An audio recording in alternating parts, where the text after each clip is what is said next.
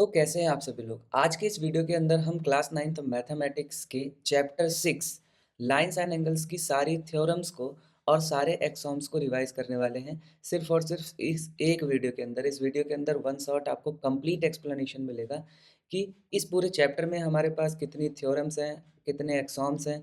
हम उन थ्योरम्स को, उन एक्सॉम्स को पढ़ेंगे, समझेंगे और इस चैप्टर के कॉन्सेप्ट्स को क्लियर करते हैं। तो चलिए बिना किसी देरी के स्टार्ट करते हैं अपना वीडियो। मतलब हमारे चैप्टर 6 लाइन्स एंड एंगल्स का पहला एक्सॉम 6.1 ये कहता है कि if a ray stands on a line then the sum of two adjacent angles is formed 180 degree.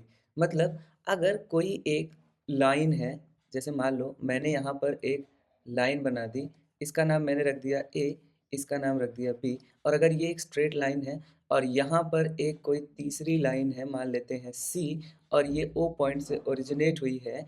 If this is a straight line then this angle x and this angle y means कि angle x plus angle y जो होगा वो कितना होगा 180 degree. ये जो theorem है, sorry ये जो एक्सॉम है, ये यही बात को बताता है कि अगर कोई स्ट्रेट लाइन है और उसके एडजेसेंट पर एक और लाइन है, तो वो जो लाइन ओ सी है वो अगर इसके एंगल्स का सम देखें तो यहाँ पर क्या होगा, angle x plus angle y equals to 180 degree. और ये कैसे एंगल्स होते हैं? इन्हें हम बोलते हैं लीनियर पेयर एंगल्स। कैसे एंगल्स?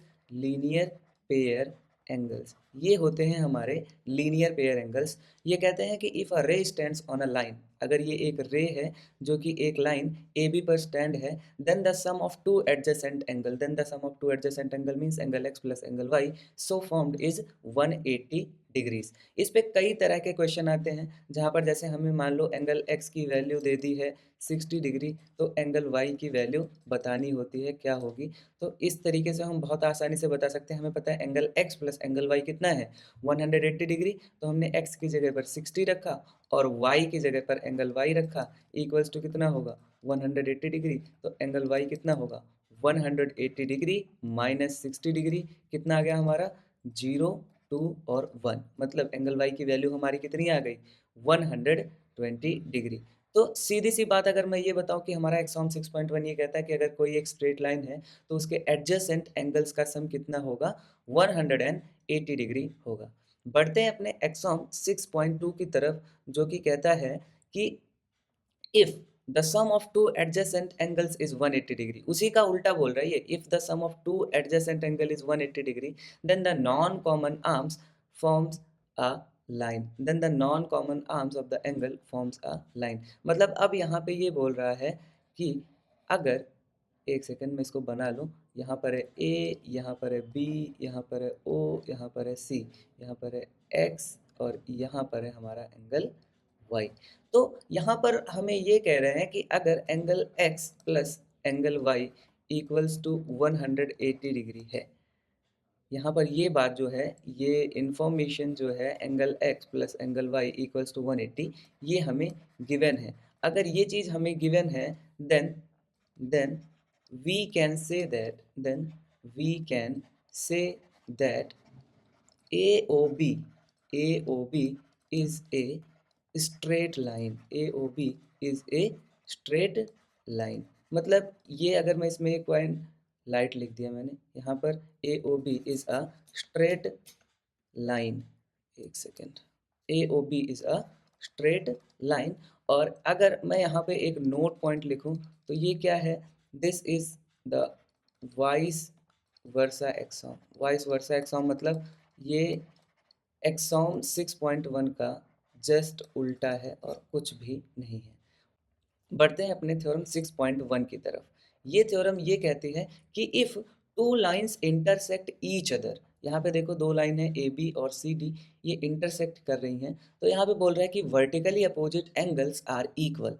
तो यहाँ पे जो वर्टिकली अपोजिट एंगल्स होंगे वो एक दूसरे के इक्वल होते हैं। यही बात हमें प्रूफ भी करनी है। वैसे तो ये इक्वल होते हैं, लेकिन हम यहाँ पर प्रूफ करके भी देखने वाले हैं कि क्या सच में ये वर्टिकली अपोजिट एंगल्स इक्वल होते हैं। तो हमें पहली चीज़ यहाँ पे क्या प्रूफ करनी है, angle A O C equal angle B O D, और दूसरी बात प्रूफ करनी है angle A O D equal angle B O C.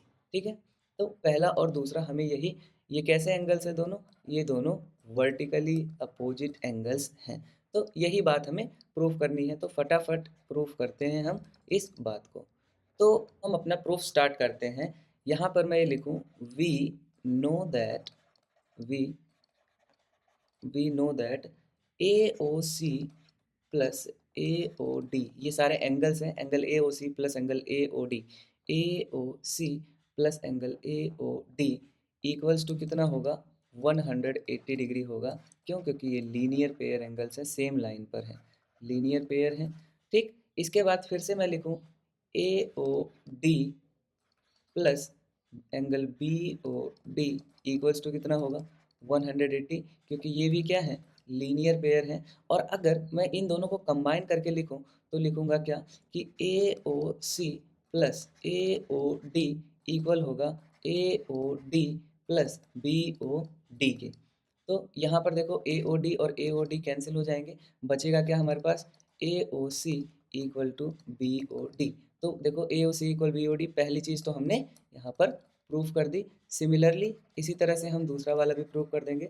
Similarly angle AOD equal angle BOC। तो कुछ इस तरीके से हम इनको प्रूफ कर सकते हैं। वैसे प्रूफ याद रखने की ज़रूरत नहीं है, हमें ये याद रखना है कि अगर दो लाइंस ऐसे एक दूसरे को इंटरसेक्ट कर रही हैं तो ये एंगल इक्वल होगा इस एंगल के और ये एंगल इक्वल होगा इस एंगल के।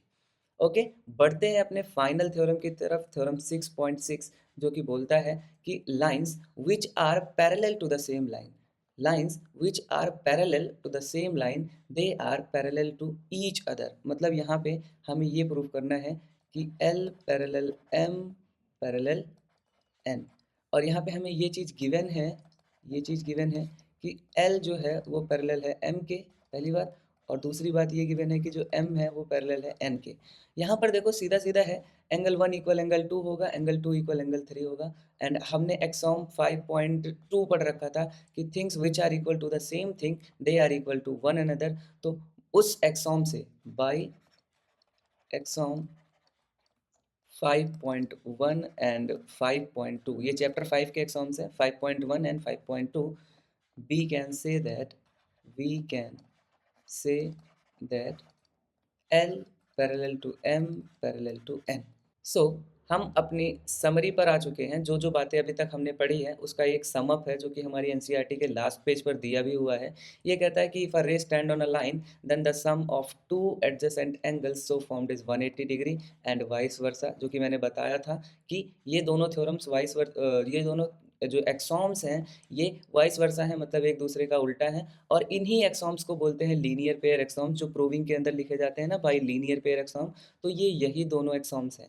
ठीक, दूसरी बात हमने ये पढ़ी कि if two lines intersect each other then the vertically opposite angles are equal. हमने पढ़ लिया, जैसे यहाँ पे ये दो लाइंस इंटरसेक्ट कर रही है तो ये एंगल इक्वल होगा इस एंगल के एंड ये एंगल इक्वल होगा इस एंगल के।